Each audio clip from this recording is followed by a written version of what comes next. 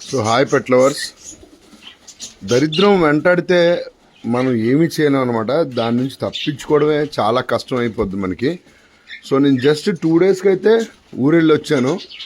So అంటే ఎలా దారుణం జరిగిపోయిందంటే, సో మీకు అక్కడ కనబడుతుంది కదా,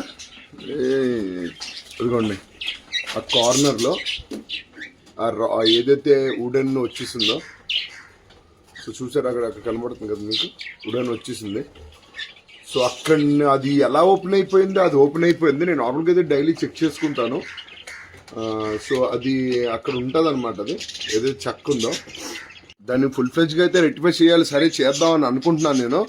సో ఏమైందంటే అక్కడ ఎలా వచ్చేసిందో తెలియదు, కానీ ఏదైతే వుడెన్ కర్ర ఉందో అది అడ్డుగా పెట్టాను అక్కడ. సో అది వచ్చేయడం వల్ల దగ్గరగా మనకి ఒక 15 లవ్ బర్డ్స్, ఒక 2 కాక్టైల్స్ అయితే వెళ్ళిపోయాయి. సో ఈరోజు ఎర్లీ మార్నింగ్ నేను వచ్చి చూసుకున్నాను. నేను నైట్ మిడ్ వచ్చాను ఊరి నుంచి.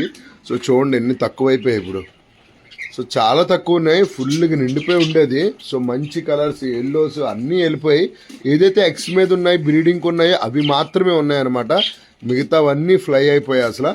సో చెప్తున్నాను కదా, దరిద్రం వెంటాడితే మనం ఏం చేయలేము ఇంకా. కానీ సెలవుల్లో ఏదోటి మనం బ్యాకప్ ప్లాన్ చెయ్యాలి, కాకపోతే చాలా కష్టమైపోతుంది. నేను ఒక్కడే ఉండడం వల్ల కొంచెం ఇబ్బంది అయిపోతుంది చేసుకోవడానికి. సో సందీప్ అయితే మనకి హెల్ప్ చేస్తూ ఉంటాడు అప్పుడప్పుడు. సందీపే డైలీ ఫుడ్ ఇదంతా వేసాడనమాట. సో లేకపోతే ఇంకా చాలా ఇబ్బంది అయిపోయింది. అదేంటంటే నాకు కొంచెం అవగాహన ఉంది కాబట్టి డైలీ నేను చెక్ చేసుకుంటూ ఉంటాను.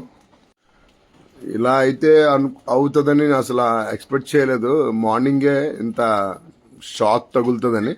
ప్రస్తుతానికైతే అది సెట్ చేయాలి. సెట్ చేసి చూద్దాము. ఏమంటే ఇవన్నీ బ్రీడింగ్కి అయితే వచ్చేసాయి. మొత్తం మళ్ళీ ఒకసారి క్లీన్ చేసి సెటప్ స్టార్ట్ చేయాలన్నమాట. So thank you so much అండి. ఇలాంటి దరిద్రాలన్నీ మనకే వస్తుంటాయి ఇంకా.